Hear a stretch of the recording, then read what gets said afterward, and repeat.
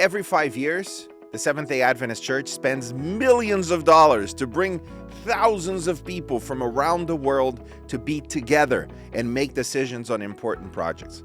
Why spend such money, and what is the point of a general conference session? Today, I'm here with Silvia Sicalo, who has been the coordinator now for one session at least, and is coming up to another one.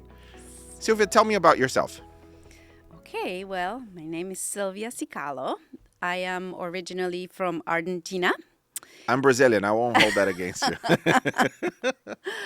And I have been working for the General Conference since 2005. But in my role of meeting planner, I have been here since 2018. And I worked with Sherry Clemmer as her associate. And now, since last year, as you mentioned, I became the meeting planner for the General Conference. What a time to start this process of learning how to do this, because we had, it was supposed to be 2020 in Indianapolis, and you helped us coordinate a public relations gala dinner in March, right? Beginning of March, first week in March. We were all planning on being there. It was all fine. A week later, lockdown, everything changes. What was that like? It was scary. I don't know how to describe it, but we were in that gala on that Wednesday night. We came back on Thursday and everything was shut down on Monday. And we all thought that this was going to be, a couple weeks, maybe a month, 2 months. But then things kept changing and GC session was postponed to 2021. But the pandemic was still around. So we postponed it to 2022. And it was a little bit challenging to try to organize everything several times and with the unknown of what was going to happen really in 2022. But we couldn't go any farther than June of 2022. The frustrating part I had for you is that it takes years to plan a GC session. I remember in Indianapolis going to visit in 2016, 17. Mm-hmm. So, 3-4 years, you're already planning, you're setting where things will be and how it works. And it's many years of planning. And all of that went to waste pretty much because we had to move from Indianapolis to St. Louis. That is correct. We actually start 10 years in advance. Yes, 10 years in advance. We do site visits, and then we bring those cities into one of the meetings where the executive committee meets, and they choose the venue or the city of the general conference session in the next 10 years. So we really start 10 years in advance. Wow. I remember when we were voting for 2025. Yes, 2025. It was the funniest thing for me because we were in the executive committee and we had both delegations of St. Louis come and Indianapolis come. They were competing against each other for our vote. And Indianapolis brought a lot of people. It was a brilliant presentation. They presented themselves really well. They understood Adventism. And then St. Louis came with a video, and the mayor, I think it was, whoever it was talking about the nightlife and how wonderful the bars are and all of this. And to everyone's surprise, after the meeting, they asked the committee to present their analysis of it. And the numbers and all the other factors beyond the presentation seemed to be better for St. Louis. So lo and behold, what did we vote for? St. Louis. I bet you were there and you remember that very well. Actually, I was not part of that because it was before I came on board. Okay. But I did hear about it. Yeah, we were in the back thinking, oh my goodness. Because I thought Indianapolis got it. But it's not just the presentation. It's all of the meetings you have with the city before, with the organizers and the analysis of it. So in 2025, we're going back to St. Louis. But 2030, We've already voted Indianapolis. Is that correct? That is correct. And as you just mentioned, it's not only what the city presented, but we have to look at several things. So the city, the location of the venue, we need to make sure that the dome, the stadium, is connected to the convention center because, as you know, we have exhibits and several other meetings. So we do need space for And those for people meetings. that have never heard of General Conference session, are we talking about a couple of hundred people that need to visit? What's the size and the dimensions that we are being discussed right now for Indianapolis, say in 2030? Well, probably over 60,000 people. Wow. So that is a big number. And for that, you need to make sure you have enough hotel rooms, not only in the, within walking distance of the venue, of the stadium, but there are several visitors that it's the only time that they will come to observe how the church works, but the business meetings, how the elections take place, and they also want to engage with each other and see the exhibits, what other divisions, what other institutions are doing around the world. For most people that have never attended a GC session, they hear of 60,000 people. Well, it's a game, it's a soccer game, it's a football game, it's a whatever other game. And for those that have attended, they usually describe it as the first time that I heard that I was there when 60,000 people were singing together, the same hymn, all in their own languages. It transformed me. I was 13 years old when I first heard this. It was in Utrecht in Holland. And people are right. When you are in the environment, hearing about 60,000, that's just a number. But when you are there in the stadium and you hear this and you feel connected with thousands of people that believe what you believe, that also are there to worship Jesus, that would give their lives for the same things you would give your lives for. It is so amazing to be present in that moment. And it makes all of the preparation worth it when you are there. Definitely. All the many hours and, as you said, all the preparations that take place for 10 years, really. It's all worth it. I mean, I still get goosebumps every time I remember the last Sabbath in 2015, singing with the orchestra, with the mass choir. It's something that you cannot explain until you go through it, until you see it and you feel it. That's beautiful. Okay, let's go back to logistics. So most church leaders, actually, there's a big difference between what church leaders and church members perceive as the importance of session. So church leaders, they look at, as far as I can tell, three important decisions that are made. One, changes to the church manual, which impact 162,000 congregations. And this is a lot of congregations. I often mention that for every McDonald's there is in the world, there are 4 Adventist congregations. Wow. So it's a lot. And the church manual kind of guides them in how they establish themselves and how they grow, and et cetera. The second element are the elections. So the Adventist Church believes that we need to bring the family together from the whole world to decide who God is calling us to lead in different capacities for the next 5 years, because we work on a 5-year cycle. And we'll talk more about this in a moment. The third is changes to policy and some special policies that can only be changed, like the Constitution and others, during a GC session. So people talk about the business of the church being those changes that affect the whole world, and the elections and the changes to the church manual. Those are leaders. But the members, they talk about something different. They talk about the booths that they go to. They see, all of the best that Adventism has to offer. So tell me let's start with the booths. What is the exhibit hall, and what should we expect in a couple of years, in July 2025, when we are there in St. Louis? The exhibit hall, it's like a big shopping center where you, in some of the exhibits, you of course purchase things, but for others, you just go around and you find some amazing things that other colleagues are doing around the world.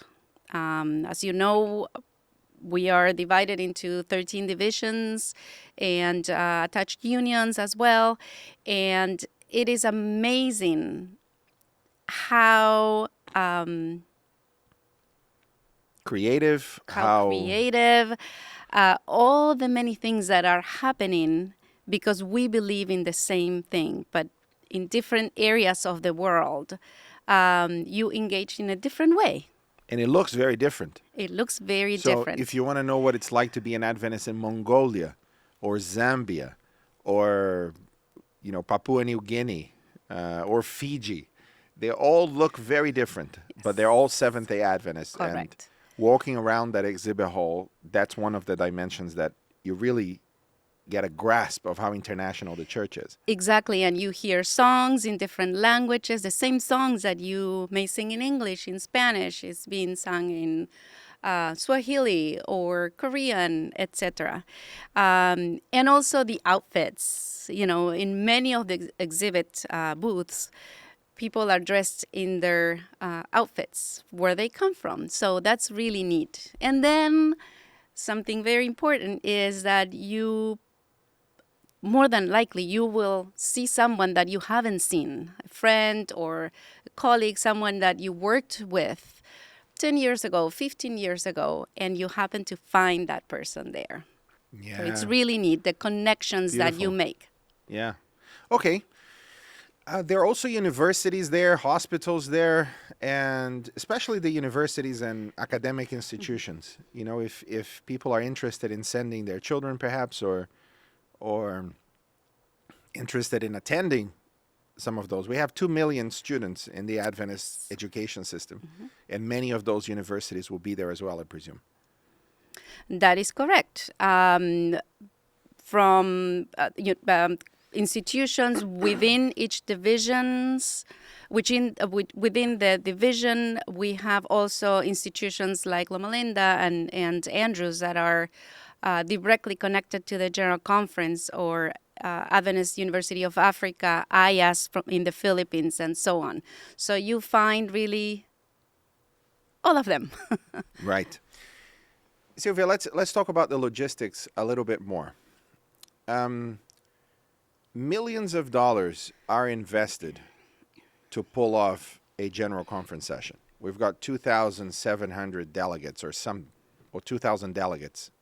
They divide themselves into different groups, and we're not going to get into that here. We can have another interview with Secretary, and they can come and explain to us the business of the church during it. But I want to talk about the logistics itself. Why is it worth spending all that money to be burnt up in 10 days is a question that sometimes people ask. So let me give some background to the question. There are multiple ways of keeping people united. Coercion works really well. You have a tyrant who coerces people to do whatever it is that headquarters want them to do. The Adventist Church does not operate this way. I used to complain about the travel budgets that I have and other people have before coming here. And travel in the first 5 months is wonderful. Then it becomes a drudgery. Then it becomes when I need to travel again, I'm going to go to Johannesburg in a few weeks. And I've just come back from Tennessee, Miami, and then Korea and Europe, and it's one after the next. Then you begin to see how taxing it is to travel all over the world. And we're not allowed to travel on business, so we need to travel on economy, which I agree with, but it's very tiring. And when you get there, how wonderful it is to see the different cultures. You go from a hotel to the airport, and from the airport to the hotel, and if you're lucky, you get a walk just to have an idea of what's going on. Because, you measure your stay in different countries in terms of hours, sometimes not even days. Mm-hmm. And I've learned that the Adventist Church is kept together because of our travel budgets. This is an insight that, for me, is very clear. I'm responsible for the brand of the Adventist Church. Yes. Okay, so the logo that you see behind Yep. us, and that's just a visual identity. The brand is much more than that. But I realized when we voted the new identity that I couldn't coerce anybody to use it. People used it if they wanted to. Our structure as a Protestant Christian denomination is we're very scared to have a Vatican and a Pope that can dictate exactly what's going to happen everywhere. In other words, our legal structure is each of our unions, they have a great deal of independence to do whatever they like and autonomy. And so do our conferences and so on and so forth. So if we're going to keep the world together, we need to inspire them. And this requires sitting together, eating together, looking each other in the eye and talking about it and experiencing this level of humanity and the Holy Spirit being part of this process. The only way that we can help the world be together is to inspire people. Our structure does not allow for any form of dictatorship. Now, in our big decisions, therefore, how do we do it on Zoom if we can't be together and eat together and feel each other's, and recognize the Holy Spirit in the other as we are wrestling with all of these ideas? So it's a big preface to the question. Do you think the objective of keeping the church together is met as you experience GC Session, despite the money that we spend to pull it off? Certainly. I have no doubt that it's all worth it. There is I don't know how to explain really. The coming together in person, you can't change that. You There's no cannot change. substitute There to is that, eh? not substitute to that, definitely. And then when you think about meetings, last year when we had GC Session, we had a hybrid event. And so when it was time to start the devotional at 8 a.m. in the U.S., it was 8 p.m. or 10 p.m. or 11 p.m. on the other side of the world. Australia, Japan, Korea, Philippines. Exactly. So the feeling that you receive by being in person in that stadium, worshiping together, attending the business meetings, listening to the questions that come up to the microphones, the voting, nominating committee, you cannot experience that when you are on Zoom or, during a hybrid meeting. So to me, it's all worth it. Tell me about the food. And when people come and sit together and talk, what have you observed about those dynamics? People laugh. The food is a big issue during such a big meeting like this. Of course, people say, oh, the food could be better and so on. But when you think about feeding 50,000 people or even 10,000, it's not a joke. It takes a lot of preparation, and it's not easy to be feeding so many people, right? So we had a buffet option in 2022, and actually this was implemented in 2015, and it worked really well. So people come and sit together. They laugh, they exchange ideas, friends get together. You get to meet other people and make new friends at the table. Yeah. And it's not like you're feeding 10,000 people that are all from the same culture. Because if you feed 10,000 Brazilians, you don't just give them rice and beans, a fried egg, and a salad, and they'll be pretty happy every day. But you have multiple cultures, and nothing spells out culture more than food. Correct. Right? We develop our palates in very different ways in different parts of the world. And I don't know how you could, in any ideal circumstance, make everyone happy with food. I don't envision that. I mean, this would take the second coming for us to get a meal together that everybody's happy. That is correct.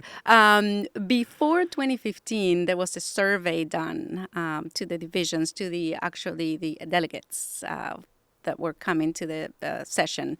And so based on that survey is that the meal was put together to kind of involved all the cultures of the world. And basically it's rice and beans. That's what, people eat around the world. I like it. Yes. Bring on the rice and beans. Nice. Okay. So let's go back to the elections that we said we would talk about later. There is something very special about being elected in a stadium. Because and I'll tell you my personal experience. Mm-hmm. When I was first elected, it was in a annual council, which is a special meeting of the executive committee, around 300, 400 people that come together every October or so. And it was October 2015. Okay, so October 2015, that was the date. And I was in England. I was a local church pastor. We were, incidentally, in nominating committee for the local church where I was at. And all of a sudden, I get a text, and I get a notification from Twitter from the Adventist Church handle, so at Adventist Church, and it said, Sam Neves, welcome to the team, and my handle, at SA Neves. So I heard on Twitter first that I had just been elected, and I was obviously shocked by it, and last year, 2022, was very different. It was during a GC session, and even without the large numbers of tens of thousands of people in the stadium, being called to the front to be prayed over and have the body decide that my gifts could be used by the Holy Spirit in this position, and seeing all of that and being present. Silvia, that's very different. How do you think that impacts the ministry that people have, having been elected at a GC session as opposed to a Zoom call somewhere? What are your thoughts about that? I think it's a humbling experience when you put it that way, being prayed upon, and you are standing there in front of hundreds of people. Thousands of people. And they present you as, in your case, the associate communication director. To me, it's a humbling experience. And it's also overwhelming, I guess. But yeah, the overwhelming part is walking off the stage knowing that you don't have what it takes to do what they just asked you to do. Exactly. That part is very clear. And I'm not the only one in this. And behind the stage, we look at each other, we talk. And the reality is, I don't have what it takes to do what the church asked me to do. And most people don't. And we all feel like that, and more constantly than we wish to acknowledge. But that's the point of the Holy Spirit, isn't it? That's correct.